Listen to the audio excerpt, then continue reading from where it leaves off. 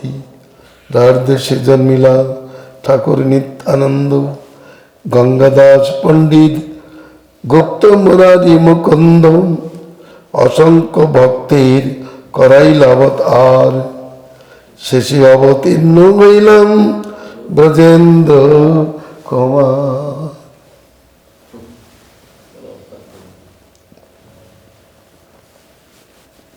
তার মানে এটা চৈতন্য চরিতামৃতেরই উৎকর্ষযুক্ত পদ।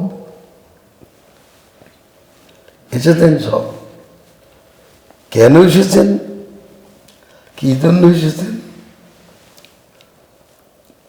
প্রভু গিয়েছেন, আবার এরা এসেছেন কেন?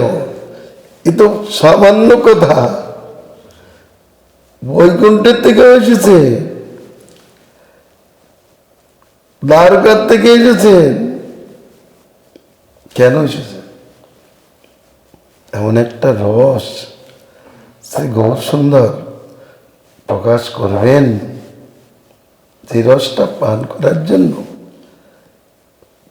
তারা এসছেন। বলে বোঝের লোক তারা আসলো কেন? ও তারাও নিজের বাপটাকে আস্বাদন করবে, যেমন কৃষ্ণ নিজের মাধুর্য আস্বাদন করবার জন্য জগতে এসেছেন, তেমনি শ্রী যশোদা নিজের ভাব মাধুর্য আস্বাদন করবার জন্য শচীরূপে এসেছেন। নন্দরাজ নিজের ভাব মাধুর্য আস্বাদন করার জন্য জগন্নাথ মিশ্র রূপে এসেছেন। বলদেব নিজের ভাব মাধুর্য আস্বাদন করবার জন্য তিনি নিত্যানন্দ রূপে অবতীর্ণ হয়েছেন, কারণ ভোজের রসই আস্বাদ্য। কৃষ্ণ যখন এই ভাব মাধুর্য আস্বাদন করতে এসেছেন, তখন সে অপূর্ব একটা রস আস্বাদন করবার জন্য এসেছেন, যে চমৎকারিতা ওখানে পায়নি। কৃষ্ণ অবতারে যে রসের উচ্ছ্বাস, উল্লাস, বিলাস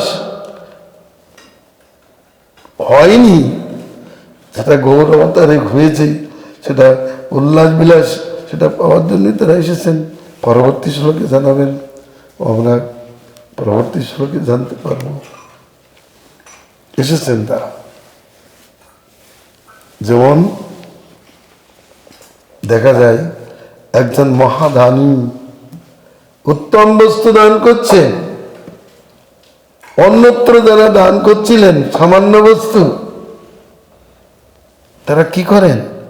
যখন শুনলেন দানের গুরুত্ব আছে, তখন তারা দান দিয়া ছেড়ে দিয়ে এসে লাইন লাগাই এই উত্তম বস্তুটা গ্রহণ করবার জন্য। তেমনি যে মাধুর্য নিজ আস্বাদন করতে পারেনি, যেটা ব্রজলীলাই যেটা আস্বাদন হলো না, সেটা আস্বাদন করার জন্য তো গৌর অবতারে বলেছে তোমরাও করো, মাধুর্যটা দেখো। কৃষ্ণ মাধুর্যের উল্লাস চৈতন্য অবতারের থেকে প্রাপ্তি হলো, এটা অন্য ওখানে নয়। এটা বিশেষ তো থাকি, বিশেষ না থাকলে কৃষ্ণ আবার গৌর হয়েছে কেন? বিশেষ দেখেই তো, আস্বাদনের লোভ হয়েছে বলেই তো তিনি আবার অবতার করেছেন। এটা রসের লোভ, যেটা সেখানে সম্ভব না, সেখানে আস্বাদন সম্ভব না, তার জন্য তিনি এখানে এসেছেন। তাহলে বুঝতে হবে এটা বিশেষ।